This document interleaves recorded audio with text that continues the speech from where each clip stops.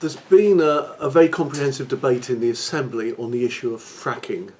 Now, I've previously commented on this, but I do want to outline the position I'm taking on fracking because I think it is important to the Pontypridd constituency and those areas that may be affected. I'm particularly concerned that the power for licensing needs to be devolved to the Welsh Government so that the people of Wales can take the decision on fracking, but I'm also concerned about a principal position on whether we want to go down the road of burning another fossil fuel.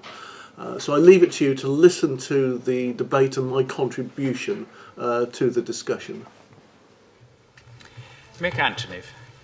Thank you, Deputy Presiding Officer. And I oppose fracking and support an unequivocal point-blank ban on shale gas exploitation for reasons that I will shortly outline.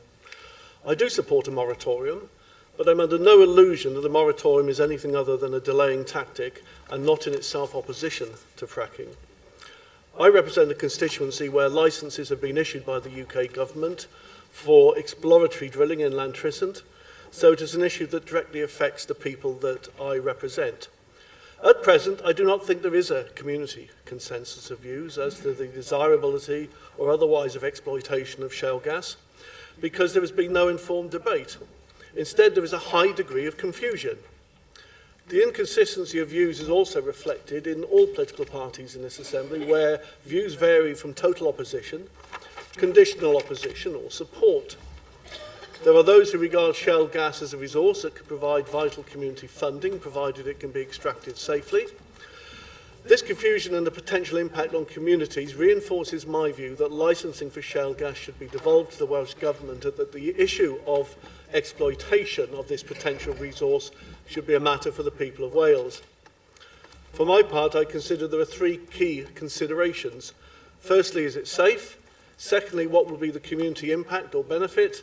And thirdly, what is the consequence of reliance on another fossil fuel? Firstly, I'm not convinced that there are no safety implications. The Environment Committee, which considered the issue of unconventional gas exploitation in 2012, was also unconvinced. Secondly, there is no clarity as to how communities would benefit socially or economically.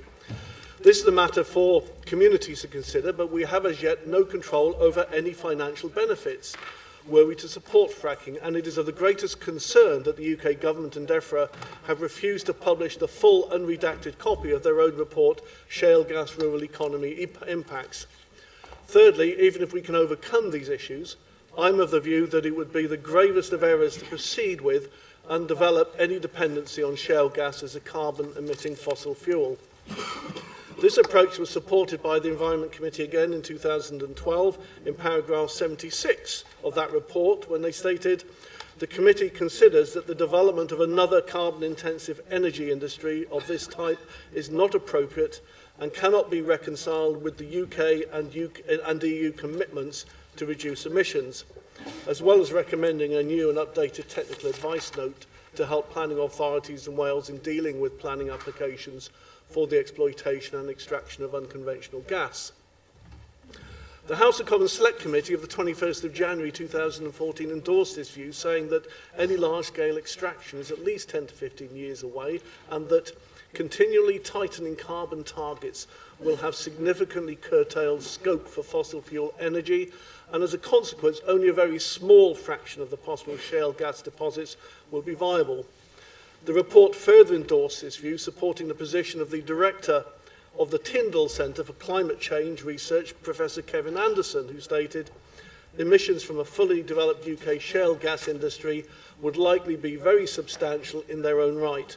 If the UK government is to respect its obligations under both the Copenhagen Accord and Low Carbon Transition Plan, shale gas offers no meaningful potential even as a transitional fuel."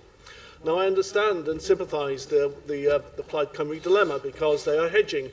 They have one eye on independence and the question of how they will bridge the monumental funding gap, and on the other, on the electoral benefits of being perceived as anti-fracking. But the people of Wales should be in no doubt that this motion imposes conditions on fracking and nothing more. And as for the Lib Dems, let's remind ourselves it is a Lib Dem minister who is issuing all the licences for exploitation. I'm clear in the reasons for my own opposition to shale gas exploitation, but I'm also clear that a prerequisite to all of this is that firstly, licensing has to be devolved to Wales. Once that has happened, I believe there should be an informed and unconditional and transparent debate on this issue, and that the people of Wales, through the Welsh Assembly, should take that decision. Alan Fred-Jones. So there you have it. I support a moratorium, but the moratorium isn't against the exploitation of shell glass. It is just a temporary halt. I support a ban, but I am of course interested in your views. So please feel free to contact me and let me know what you think about what I've said and about this issue.